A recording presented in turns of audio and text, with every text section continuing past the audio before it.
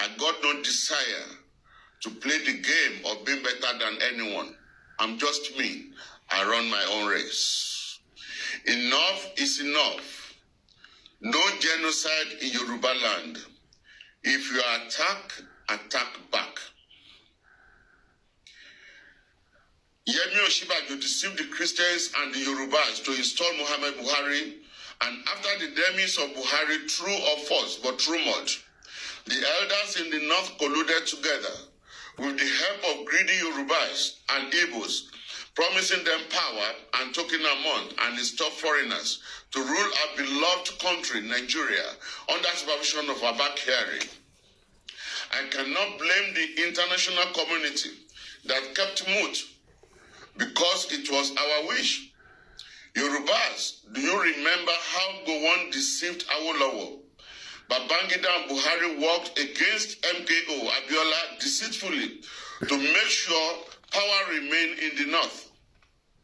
Do you remember how Gowon brought Fulanis to help defeat Biafra in the civil war? How Egyptian army destroyed Biafra land? Now Buhari opened door for jihadists to invade Nigeria by visa free to Nigeria from Arab African nations that cannot contribute to our economy, and to bring them to Yoruba land to occupy and raise jihad flag in Ondo and Ekiti state and occupied all Yoruba lands, and implement Ruga to eradicate Yoruba race. I had a dream today, 22nd of December 2019, Makidan, where Kwaboye Adeboye of Redeemed Church was assassinated, and Wale Soyinka. I pray it will not happen, but Yoruba must pray, RCCG must pray. Do you remember how boastful the Northerners are saying that Yorubas are their slaves, and yet the Yorubas are saying Buhari is right? All federal government parastatals are headed by Fulani Hausa Muslim, yet Yoruba are still in full support of this tyrannical government because of tokens. The only solution is for Yoruba to go and form their own country. The dog that we lost will not hearken to the whistle of the hunter. Tinubu will be assassinated by Buhari team. So Shibajo will go to jail or be killed. What will be reaction of Yorubas? Answer is absolutely nothing. Tinubu, come back home now before it is too late. Babangida said that if there are shoutings of war by Yorubas, that he will go back and sleep. Are Yorubas so coward? All elders know the truth about what is going on in Aso Rock, but most of them were bribed by Rolls Royce and dollars at the detriment of our born generation. Can you imagine what happened on the 6th of December 2019? And a pastor dressed in royal regalia. What a country. Dr. Orlando was said, when a slave becomes king, the whole land will perish. For Oduduwa Republic not to perish, now is the time to rise and fight for our rights. For what I know, Christians should not fold their hands, anymore. Yoruba should not wait for the politician elders to give go-ahead anymore. Parts cannot break palm kernel. Only hardstone with force can do it. Let's go to the Bible. We know that biblically, Oduduwa is right to defend his sovereignty and to fight. Christian or no Christian, Yoruba Muslims follow Quran to letters, but they are classified as infidel. All Yorubas in Kogi, Kwara, Edo, Ondo, Oyo, Ogun, Lagos, Delta, Osun, and in diasporas, Yoruba Koyas, all Yorubas, irrespective of your religion, rise up now. Enough is enough. Oduduwa Republic must emerge. Our father, Alaafin of Oyo and Ooni of Ife, please call all YOROBA'S now. There are fires in Yoruba roof before it is too late. Snakes are also mounting on Yoruba roofs in Yoruba land, and the Aworos, Yoruba Muslims, Yoruba pastors. It is when Oduduwa Republic is safe before any church or mosque or Igbale can survive. Yoruba all over the world, now is the time. Don't be deceived by any religion stand up now. The few politicians among Yorubas are traitors and they are not reliable. So let YOROBA'S start the action now before it is too late.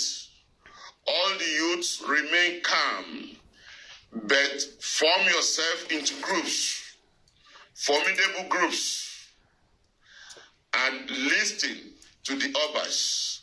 Don't fight, but if you are attacked by anybody, attack them back.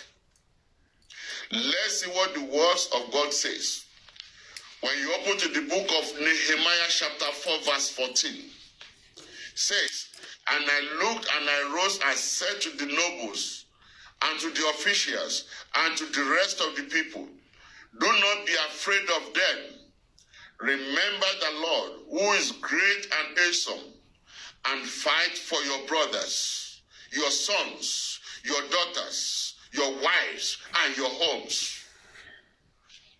1 Samuel chapter 25 verse 13. "And David said to his men, every man strap on his sword, and every man of them strap of his sword. David also strapped on his sword, and about 400 men went up after David, while 200 remained in the baggage." And for the book of Genesis chapter 9 verse 5 to 6 says,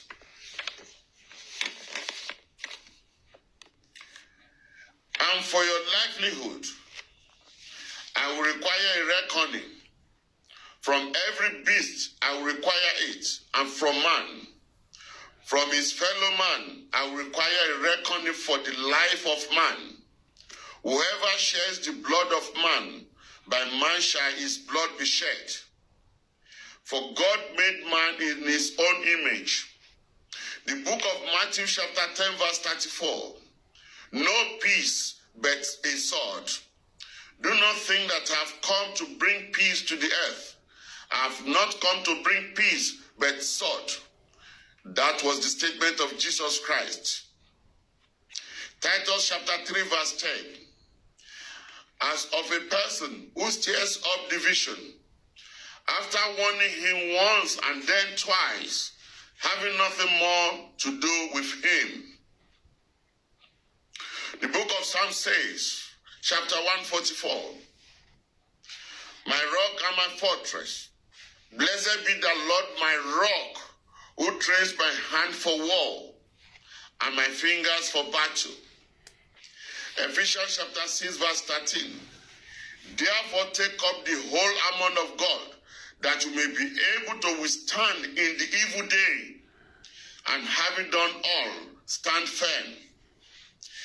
Ecclesiastes chapter 3 verse 8, "A time to love and a time to hate, a time for war and a time for peace." 1 Timothy chapter 5 verse 8, "But if anyone does not provide for his relatives, and especially for a member of his household, he has denied the faith and is worse than an unbeliever, than infidel." Don't obey submission of weapons in the south and southwest and in Yoruba kingdom. 1 Samuel chapter 13 verse 19 to 22. "Now there was no blacksmith to be found throughout all the land of Israel. For the Philistines said, let the Hebrew make themselves swords or spears. But every one of the Israelites went down to the Philistines to sharpen his plowshare, his mattock, his axe, or his sickle.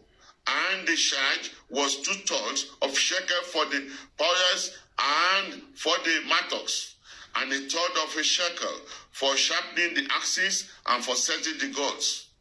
So on the day of the battle, there was neither sword nor spear found in the hand of any of the people with Saul and Jonathan, but Saul and Jonathan and his son had them. 2 Thessalonians chapter 2 verse 3.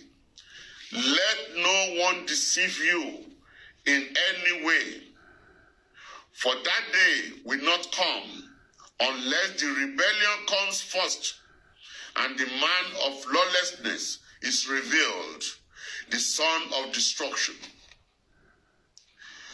Buhari has never obeyed any rule of law. Now it's time for you to stand firm. All Oduduwas, I implore all youths to get ready for liberation from the Fulanis once and for all. Oduduwa Republic is hereby declared action must follow all over the world. God bless the queens. God bless the kings. God bless Oduduwa Republic.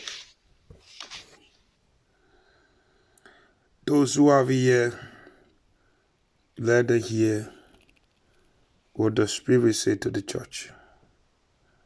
God bless you.